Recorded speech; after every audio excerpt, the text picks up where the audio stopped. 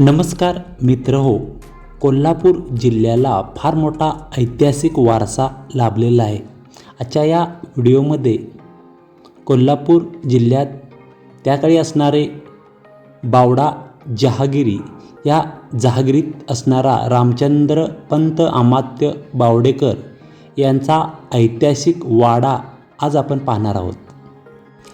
कोल्हापूरपासून साधारणतः 46 किलोमीटर अंतरावर गगनबावडा दिशेला जाताना हा वाडा डी.वाय. पाटील साखर कारखान्याच्या शेजारी पळसंबे या ठिकाणी बांधण्यात आला आहे.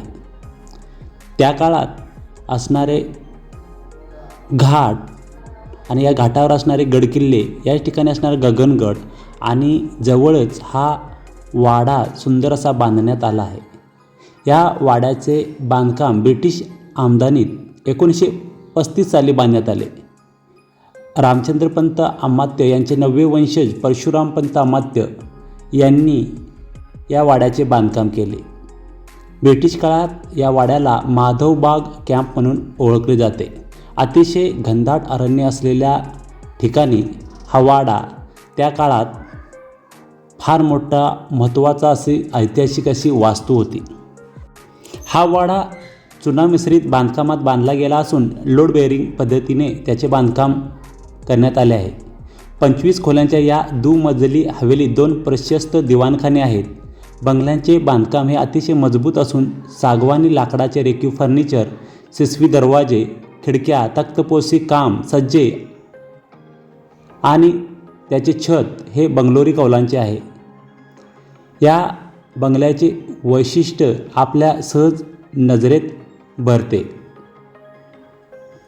सध्या या वाड्याचे ऐतिहासिक संग्रहालयात रूपांतर करण्यात आले आहे. वाड्याच्या मुख्य प्रवेशद्वाराजवळ सुरक्षा रक्षकांची चौकी असून त्यामध्ये आपण तिकीट देऊनच आत प्रवेश करू शकतोय. आतील व्हिडिओ शूटिंगला या ठिकाणी बंदी आहे. या ठिकाणी पंत अमात्य बावडेकरांचा इतिहास, बावडा जहागिरीची माहिती, त्यांच्या काळातील भांडी, वाड्यांचं बांधकाम चालू असतानाचे फोटो, तलवारी, भाले, झुंबर, तोफा, शूटिंग झालेल्या चित्रपटांचे पोस्टर, त्याचबरोबर मराठेशाहीतील वेगवेगळ्या पगड्या, त्याचबरोबर तत्कालीन सारीपाटाचे डाव, भातुकलीचे खेळ, बुद्धिबळाच्या सोंगट्या आणि करवीर रियासतीमधील संस्थानिकांच्या मुद्रा आणि बरंच काही या ठिकाणी पाहण्यासारखं आहे. या ठिकाणी अनेक चित्रपटांचे शूटिंग करण्यात आले आहे. सध्या गाजत असलेला पछाडलेला चित्रपट, जो भरत जाधव यांची मुख्य भूमिका आहे, याचे शूटिंग ही याच वाड्यात करण्यात आले आहे. अलीकडच्या काळात अनेक पर्यटक या वाड्याला भेट देत असतात. रामचंद्रपंत बावडेकर हे शिवरायांच्या अष्टप्रधान मंडळातील महत्त्वाच्या अमात्य या पदावर होते. त्यांनी छत्रपती घराण्यातील छत्रपती शिवाजी महाराज, संभाजी महाराज, त्यानंतर छत्रपती राजाराम महाराज व ताराबाई कालीन असणारे शिवाजी दुसरे व त्यानंतर राजसबाई पुत्र संभाजी दुसरे या सर्व छत्रपती घराण्यांचा कारभार जवळून पाहिला आहे. त्याचबरोबर त्यांनी आज्ञापत्र नावाचा एक ऐतिहासिक प्रसिद्ध असा ग्रंथसुद्धा लिहिला आहे.